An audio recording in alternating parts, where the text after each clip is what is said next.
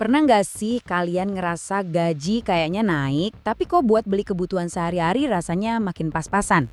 Nah, di bahasan kali ini, kita bakal bedah tuntas kenapa ini bisa terjadi, dan yang paling penting apa yang bisa kita lakuin buat ngatasinnya.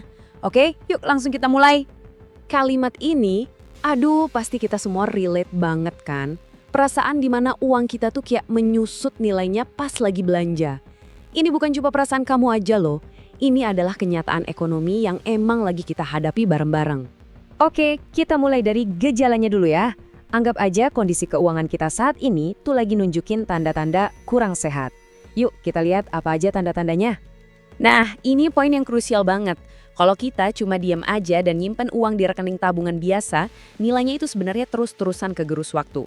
Uang itu nggak diem, tapi daya belinya pelan-pelan hilang. Seolah-olah terbakar gitu aja. Setelah kita lihat gejalanya, sekarang waktunya kita kasih diagnosis yang tepat.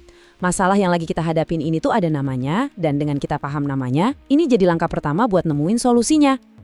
Jadi, ini dia biang keladinya. Inflasi struktural. Gampangnya gini, kenaikan gaji kita tuh kalah cepat sama laju kenaikan harga-harga. Inilah yang bikin kita ngerasa makin miskin, padahal secara angka pendapatan kita nambah. Dan coba lihat deh grafik ini ngegambarin masalahnya dengan jelas banget.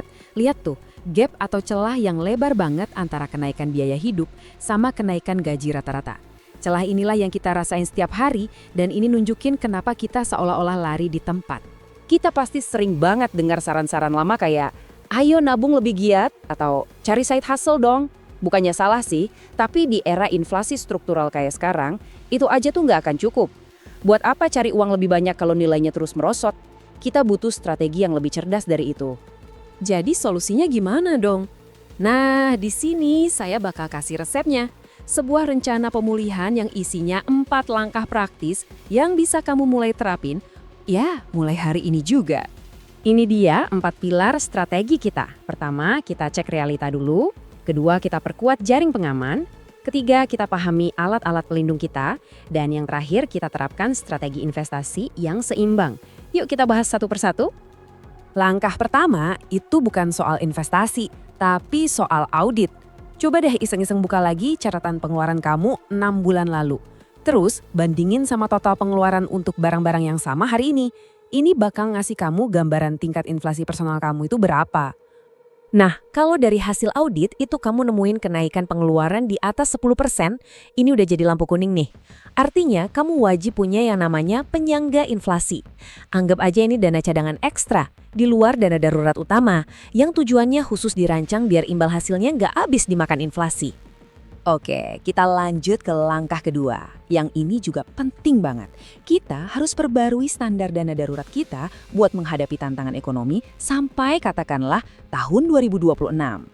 Dulu mungkin para pakar keuangan nyaranin dana darurat itu cukup 3-6 kali pengeluaran bulanan. Tapi dengan kondisi ekonomi sekarang yang serba nggak pasti, standar baru yang lebih aman adalah 6-9 bulan.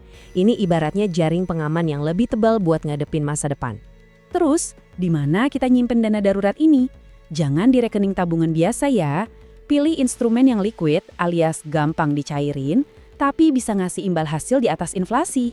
Contohnya apa? Reksadana pasar uang atau obligasi negara jangka pendek. Selanjutnya, langkah ketiga, kita ngomongin soal aset pelindung. Banyak nih yang bingung antara emas sama aset real, kayak properti. Keduanya penting, tapi fungsinya beda banget. Nah, dari tabel ini kelihatan jelas banget bedanya. Emas itu fungsinya kayak asuransi, tugasnya buat mempertahankan nilai kekayaan kamu dari gerusan inflasi. Sementara aset real, kayak properti atau tanah, tujuannya buat menumbuhkan kekayaan bersih kamu.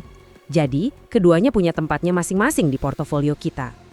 Akhirnya kita sampai di langkah keempat, sebuah strategi alokasi aset yang sangat kuat tapi tetap simpel. Namanya strategi barbell. Cocok banget buat pemula? Konsepnya sederhana banget. Taruh 80% dari aset kamu di instrumen yang super aman kayak emas dan dana darurat yang tadi kita bahas. Sisanya yang 20% baru deh kamu alokasiin ke aset yang lebih agresif dengan potensi untung gede, misalnya bisnis digital. Dengan cara ini, kalau ekonomi lagi goyang, mayoritas aset kamu aman. Tapi kalau ekonomi lagi bagus, kamu tetap bisa ikut nikmatin untungnya. Oke, resepnya udah dapat. Terus apa sih prognosis atau hasil jangka panjang? yang bisa kita harapkan kalau kita beneran nerapin strategi ini? Poin utamanya adalah pergeseran pola pikir. Fokus kita di tahun-tahun ke depan itu bukan lagi soal pamer gaya hidup, tapi soal membangun fondasi keuangan yang kokoh dan tahan banting. Ingat, ketahanan finansial itu adalah bentuk kekayaan yang baru. Oke, sebagai rangkuman, ini 3 hal utama yang perlu kamu ingat dari bahasan kita kali ini. Pertama, fokus pada strategi lindung nilai inflasi. Kedua, bangun dana darurat yang lebih besar dan taruh di tempat yang cerdas. Dan ketiga, pastikan uang kamu nggak cuma diam, tapi benar-benar bekerja untuk melindungi dirimu sendiri. Sekarang giliran saya yang nanya ke kalian.